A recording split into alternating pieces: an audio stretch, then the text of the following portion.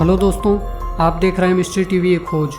दोस्तों, mobile phones या smartphones ने तो आज पूरी दुनिया ही बदल दी है। लगभग 3 अरब से भी ज़्यादा लोग आज दुनिया भर में स्मार्टफोन्स का इस्तेमाल करते हैं। आपको ये जानकर हैरानी ज़रूर होगी कि आपके स्मार्टफोन्स को बनाने में इस्तेमाल की जाने वाली तकनीक लगभग 2.5 लाख अलग अलग पेटेंट या लाइसेंस पर निर्भर करती है। यानी ये समझिए कि आपका स्मार्टफोन 2 लाख से भी ज़्यादा अलग अलग तरह की तकनीकों का इस्तेमाल करके बना हुआ है। और आज हम एक विचित्र परिस्थिति का सामना करेंगे, जिसमें हम जानेंगे कि वास्तव में तब क्या होगा जब हम स्मार्टफोन्स को अंतरिक्ष में ले जाएंगे। क्या ये वहाँ पर चल पाएंगे? आप रोज़ न जाने कितने ही तरह के कार्य अपने छोटे से स्मार्टफोन से करते हैं। इसमें ज़रा सा भी संदेह नहीं है कि आज के दौर में ये मोबाइल हमारी बहुत बड़ी ज़रूरत बन चुका है। आपने ज़मीन पर तो अपने मोबाइल को काफ़ी इस्तेमाल किया होगा, और हो सकता है कि किसी हवाई जहाज़ के दौरान भी आपने इसे इस्तेमाल किया हो। हालांकि जितना दूर हमारा सेलफोन किसी सेलफोन टावर से जाने लगता है, उतनी ही उसकी रेडियो सिग्नल यानी कि रेडियो संदेश भेजने की ताकत कम होने लगती है। इसलिए आपको ऊंचाई पर नेटवर्क की दिक्कत होना तो स्वाभाविक है। आज हम अपने इस छोटे से डिवाइस यानी स्मार्टफोन को अंतरिक्ष की सैर पर भेजने वाले हैं। विज्ञान की भाषा में कहूँ तो आज हम ये देखने वाले हैं कि क्या होगा जब हम अपने मोबाइल फ़ोन को अंतरिक्ष में भेजेंगे। आखिर कैसी रहेगी इसकी यात्रा, और क्या ये स्पेस वैक्यूम में काम कर पाएगा या नहीं। चलिए पता लगाते हैं। अगर आप लंबे समय से मोबाइल और उसके साथ हो रही रिसर्च को फॉलो कर रहे हैं तो शायद आपको पता ही होगा कि साल 2010 में गूगल ने अपने स्मार्टफोन नेक्सस एस के साथ कुछ इसी तरह का प्रयोग किया था। उनकी टीम ने वेदर बैलून पैराशूट और पॉलिस्टरीन बॉक्स के जरिए एंड्रॉयड डॉल और नेक्सस एस मोबाइल फ़ोन को 1 लाख फीट यानी लगभग 30 किलोमीटर की ऊंचाई तक लॉन्च किया और ट्रांसमीटर यानी कि जीपीएस के जरिए उसे ट्रैक किया। उस दौरान उन्हें यह पता चल गया कि लगभग 60,000 फीट की ऊंचाई के बाद जीपीएस ने काम करना बंद कर दिया, और ऊंचाई के बाद जब टेम्परेचर -50 डिग्री सेल्सियस तक चला गया था, तब भी फ़ोन सही सलामत था और इसकी अधिकतम रफ्तार 139 मील पर आवर तक पहुंच गई थी। खैर, इस प्रयोग के जरिए उन्होंने अपनी नेक्सस एस से कई इमेजेस रिकॉर्ड की और उन्हें अपने स्मार्टफोन की सहन शक्ति का भी पता लग गया।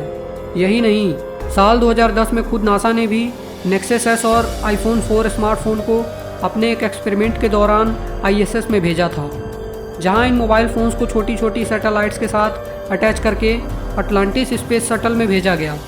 इस एक्सपेरिमेंट के दौरान उन्होंने सैटेलाइट में कैमरा, सेंसर्स, वाईफाई कनेक्शन और डेटा ट्रांसफ़र की सुविधा दी थी, जो स्पेस स्टेशन से संपर्क रख सके। यही नहीं, बल्कि साल 2013 में भी सरेह सैटेलाइट टेक्नोलॉजी लिमिटेड द्वारा एक नैनो सैटेलाइट के साथ गूगल का नेक्सस 1 स्मार्टफोन स्पेस में भेजा गया। इस दौरान उस फ़ोन में कई एप्लीकेशंस के जरिए डेटा कलेक्ट किया गया। बहरहाल, ये सभी एक्सपेरिमेंट्स या तो स्पेस की हाइट यानी 100 किलोमीटर से नीचे किए, या तो इनमें स्मार्टफोन्स को सैटेलाइट के साथ स्पेस में भेजा गया, जहां पल पल पर कंप्यूटर के ज़रिए इन स्मार्टफोन्स की हालत को जांचा जाता था, ताकि इनमें किसी भी तरह की खराबी न होने पाए।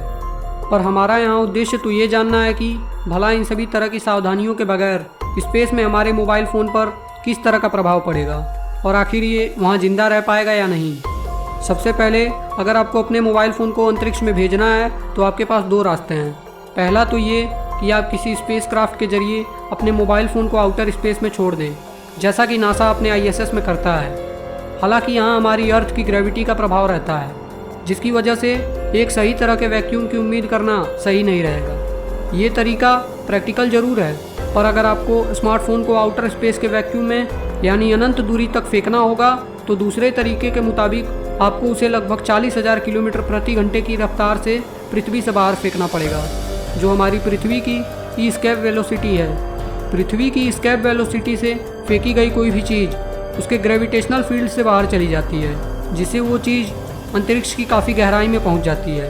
हालांकि दूसरे तरीके में हमारा स्मार्टफोन शुरुआत में ही तहस नहस हो सकता है, पर फिलहाल तो हम उसकी अंतरिक्ष में ही असली परीक्षा लेने वाले हैं। कॉस्मिक माइक्रोवेव बैकग्राउंड रेडिएशन की वजह से हमारे पूरे आउटर स्पेस का तापमान लगभग -270.4 डिग्री तक पहुंच जाता है, और वहीं अर्थ के ऑर्बिट में डायरेक्ट सनलाइट से मैक्सिमम टेम्परेचर 120 डिग्री सेल्सियस तक पहुंच जाता है। हमारे स्मार्टफोन्स ऐसे तापमान में और उसमें हो रहे बदलाव में तो चलने के लिए बिल्कुल भी नहीं बने हैं। आमतौर पर स्मार्टफोन्स की working temperature condition -30 degree Celsius से लेकर 60 डिग्री सेल्सियस तक होती है। अगर तापमान बेहद कम है तो आपके स्मार्टफोन्स की स्क्रीन टूटने की पूरी संभावना होगी। ऐसी स्थिति में हमारे स्मार्टफोन की सबसे बड़ी दिक्कत ये होती है कि इतने खतरनाक तापमान में बैटरी में मौजूद इलेक्ट्रोलाइट्स में आग लग सकती है जो उसे नष्ट भी कर सकती है। पर अगर तापमान ज़्यादा न भी रहा हो तो आपका स्मार्टफोन बड़ी जल्दी शट डाउन हो जाएगा। वैसे मैं यहाँ आपको बता दूँ कि आप अंतरिक्ष में भेजे गए अपने स्मार्टफोन से संपर्क बिल्कुल भी नहीं कर पाएंगे, क्योंकि वातावरण में मौजूद आयरोनोस्फेयर लेयर पृथ्वी से भेजी गई रेडियो वेव्स को वापस पृथ्वी की तरफ ही रिफ्लेक्ट कर देती है। आपके पास अलग से स्पेशल कम्युनिकेशन सिस्टम होना ज़रूरी है। यहाँ आपको इस बात पर ध्यान देना चाहिए कि स्मार्टफोन्स को ऐसी कंडीशन में अपने एक्सट्रीम टेम्परेचर तक पहुँचने में समय ज़रूर लग सकता है। वैज्ञानिकों की माने तो अगर स्मार्टफोन्स की रेडिएशन छोड़ने की क्षमता रेडिएशन को एब्जॉर्ब करने की क्षमता से ज़्यादा है तो अंतरिक्ष में इधर उधर घूमने की वजह से उस पर सोलर रेडिएशन एक तरफ नहीं पड़ेगी। ऐसे में संभावना है कि स्मार्टफोन्स का टेम्परेचर उसके मिनिमम वर्किंग टेम्परेचर से ऊपर ही हो, यानी अब अगर उसका टेम्परेचर बढ़ेगा भी तो उसके काम करने की संभावना बढ़ जाएगी। पर हमें ये नहीं भूलना चाहिए कि स्पेस में रेडिएशन काफ़ी रैंडम यानी आकस्मिक होती है, तो कभी भी स्मार्टफोन्स की बैटरी को आराम से डैमेज कर सकती है। रेडिएशन के अलावा स्पेस में मौजूद कॉस्मिक रेज किसी भी इलेक्ट्रॉनिक सर्किट में मौजूद एलिमेंट्स को आसानी से ख़राब कर सकती है, जिसकी वजह से डाटा करप्ट हो सकता है, CPU की परफॉर्मेंस भी गड़बड़ हो सकती है, सेमीकंडक्टर डिवाइस भी ख़राब हो सकती है, यानी आपका फ़ोन चलने लायक तो बिल्कुल भी नहीं रहेगा। पृथ्वी पर यह कॉस्मिक रेज इलेक्ट्रॉनिक डिवाइसेस के लिए एक समस्या बनी हुई है। इसके लिए अभी भी कई तरह के उपाय ढूंढे जा रहे हैं। खैर, इन सभी तथ्यों से तो ये स्पष्ट होता है कि अगर आप अपने स्मार्टफोन को अकेले अंतरिक्ष में छोड़ दें तो उसके जिंदा बचने की संभावना बेहद ही कम है। अगर वो नष्ट न हुआ तो उसका बंद हो जाना तो निश्चित ही है। बहरहाल, सैटेलाइट्स की मदद से तो स्पेस स्टेशन में स्मार्टफोन बिना रुके आसानी से काम कर लेते हैं। हालांकि हमारे स्मार्टफोन्स में CPU, मेमोरी और बाकी इंटरनल सिस्टम कन्वेंशनल सैटेलाइट के मुकाबले काफ़ी एडवांस ज़रूर हैं, पर फिजिकली स्पेस कंडीशन में चलाने के लिए ये अभी इतने सक्षम नहीं हैं। देखते हैं कि भविष्य में हम कब तक अंतरिक्ष में भी अपने स्मार्टफोन्स का इस्तेमाल कर पाएंगे। दोस्तों, आपको हमारी ये इंटरेस्टिंग वीडियो कैसी लगी प्लीज़ हमें कमेंट बॉक्स में बताना न भूलें।